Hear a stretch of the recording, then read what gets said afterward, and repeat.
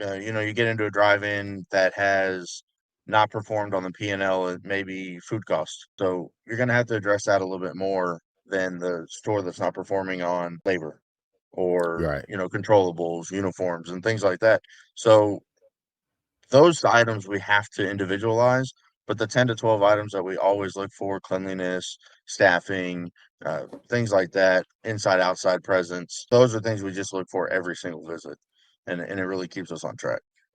So, and it sounds like that helps to really helps to set the standard when it comes to, all right, not just when David visits, but this is how we need to operate every single day. If they know that every week or 3 or 4 times a week, someone's checking on my cleanliness, they're checking on, how my labor performance is happening versus budget. All these things are happening. That helps to really keep people, online and on track. You were when we were together, you were always really, really in tune and dialed in with your numbers. I heard you talk here about controllables and your labor costs and these different things. When you were in your GM role, you were, hands down our best GM when it came to just financially managing that business.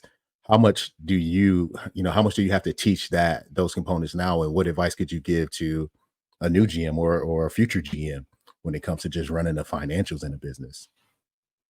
No, the biggest thing is just ask. You know, as one of my philosophies and how I learned to be so in tune with the numbers as an area supervisor that I had a long time ago back in Missouri. At the time, didn't appreciate what he was trying to teach me. Then I got, more developed and more into my role as a seasoned GM, and it began making sense. But closed mouth is never fed. So if you have a question, ask, Right. because I can't teach you. I can only assume that you know what labor is. I can only assume that you know what controllables are, but I can't break it down. If you don't ask the question, I don't know that you have a question.